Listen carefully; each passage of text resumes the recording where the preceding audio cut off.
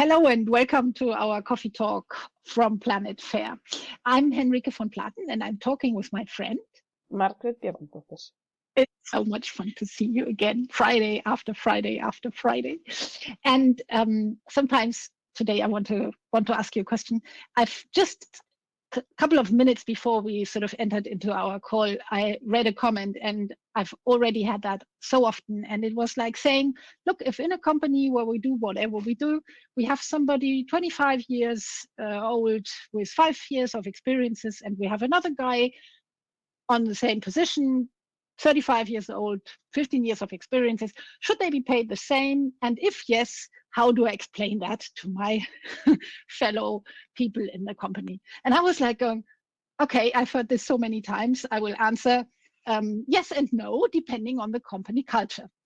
And I was thinking, like, we've talked so much about fair pay analysis, about the variables that can be used, about the variables being different depending on the companies and not always the same, that I wanted to sort of kick off with asking you, Margrét, what do you think about this variable experience, and what are your thoughts on this?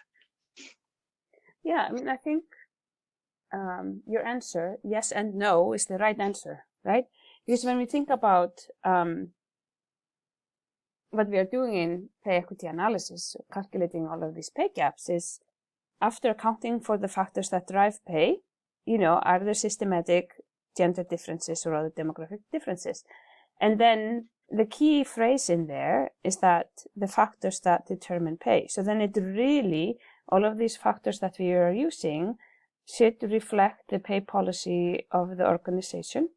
So to answer the question that you got, should they be paid the same? The answer is it depends on your pay philosophy. Do you award experience or do you not, right? And then, for more sophisticated companies, there are maybe certain roles that where you do reward experience, and in other roles you don't reward experience.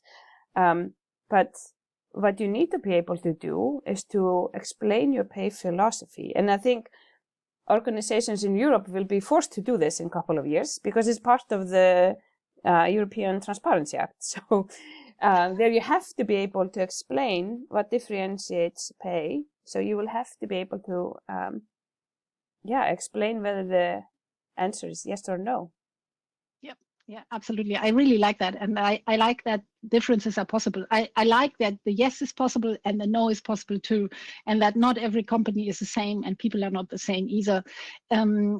Especially on the experience part, I've seen in Germany very often you have that substitute age or time in company. Age or time in company equals experience, because you might just not know how you would measure experience, which is sort of, if you want to explain that experience is okay, you need to be able to measure it somehow and not say, okay, you've been here longer, might not be enough. At least here we see often that for the younger people, that doesn't sort of sound very fair anymore. They say, like, just because somebody has been there longer doesn't mean that that person is better, faster, or whatever.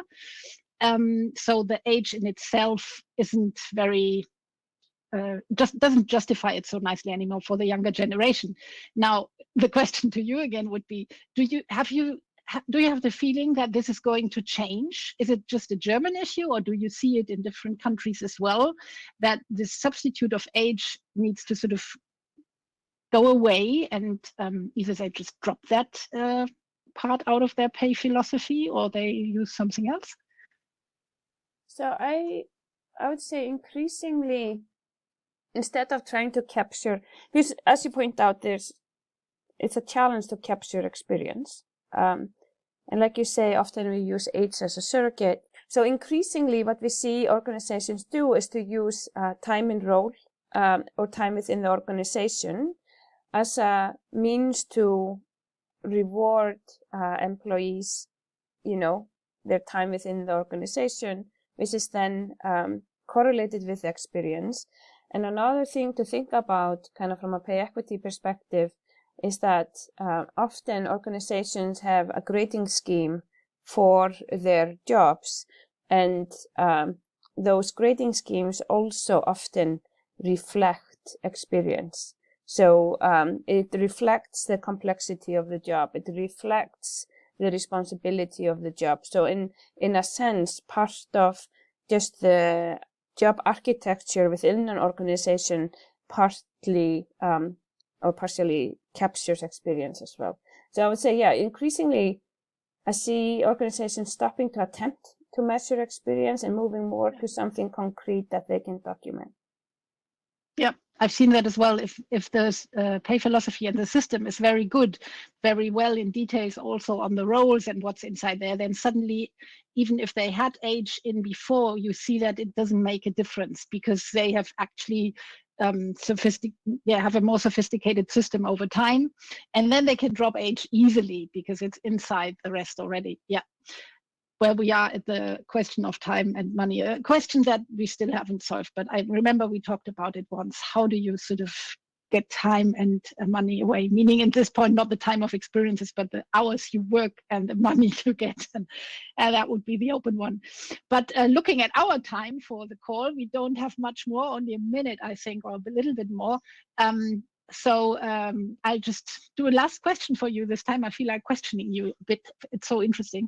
Would there be another variable that you would just spontaneously think of is similar in challenge, or could be one that would be worth discussing if people are thinking about experiences that they should straight away also think about XYZ? I mean, my favorite variable of all, because it's always so controversial and it's so fun to A, analyze and B, discuss this performance. Right. Absolutely. So, so many times we meet, organizations that say they're performance driven, but then surprisingly, there's no correlation between performance and actual pay. So I think this will be another, so kind of thinking forward, what will happen over the next 2-3 years in Europe following the Pay Transparency Act, and similarly, there are activity over here in the US as well. But the fact that organization will have to be able to explain how these different factors impact pay. I think what we will see is that pay decisions will become more disciplined. So for organizations that choose to use individual performance as a pay driver, I think we will see a more disciplined approach to it. So it will be very interesting to see kind of how that will evolve over the next couple of years. Absolutely. Yeah, and I think we will see a change in that. Yes, I like performance too. The discussions about that variable especially. Exactly. Thank you so much, Margrét. I think we should stop at this point, or our 8 minutes will just poof, be gone. Yep. Thank you so much. See you soon. Yes. Soon, and goodbye, everybody. Talk soon. Bye.